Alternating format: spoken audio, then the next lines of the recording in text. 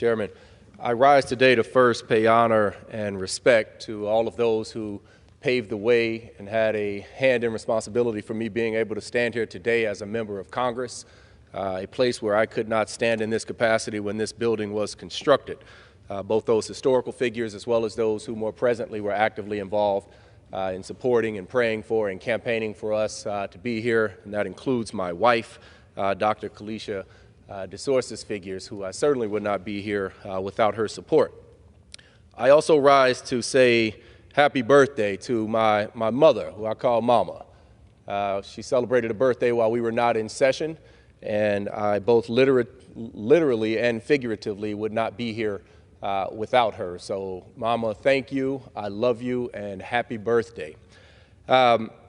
It's fitting, it could not be more fitting for me to be here and be discussing my mother, because one of the lessons that she repetitively ingrained in us as children was the concept of treating others the way you want to be treated. Treat others how you would like to be treated in the same or similar circumstances. And unfortunately, we find ourselves in a predicament as it relates to wildfire aid to California, where too many colleagues and our president is not abiding by that baseline principle.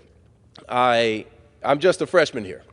And so, there's the question of what do I know about how things work here? I'm still learning where the bathrooms are, as they say. So I don't have the relationships. I don't understand the dynamics. I don't know how things move here yet. But here's what I do know.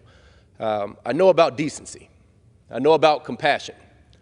I know that when you come from a community like mine on the Gulf of Mexico, that names like Camille and Frederick and Ivan and Danny and Katrina, they mean a little something different to you. I know that I come from a community where the average individual median income, or the median individual income, is just south of $32,000. People cannot afford to just up and rebuild their lives without disaster aid. I know when you come from where I come from, it's not a question of if you will be hit by a disaster. It is a matter of when.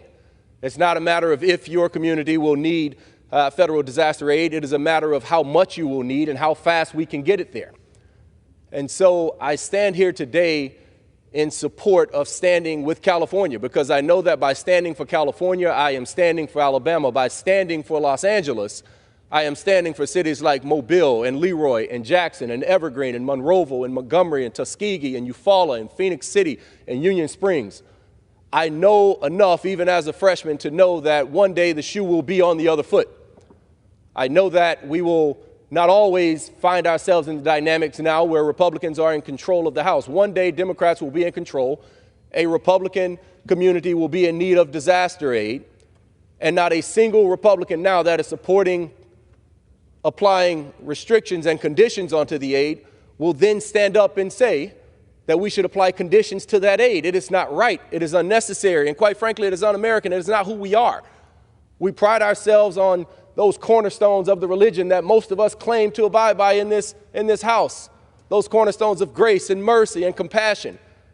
We pride ourselves on being able to say that we live in a country where we have the backs of the people that call themselves Americans as well. But this is not like us. It simply is not. California pays the most in federal taxes of any state in this union. They subsidize most of the states, or many of the states rather, including the state of the Speaker of House, of the Speaker of the House of Representatives, and Alabama. We need to be there for them.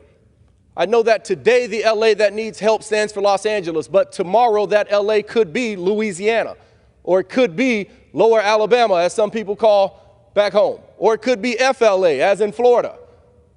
We have to stand up for California now. We have to do better. And so as a freshman, I don't know much, but I know what my mama taught me. And I know this ain't it. And I know this is not what the mothers of my colleagues taught them. So we have to put aside the partisan nonsense and do right by American people, because one day your community will be in need as well. I yield back, Mr. Speaker. Gentleman yields back. The chair.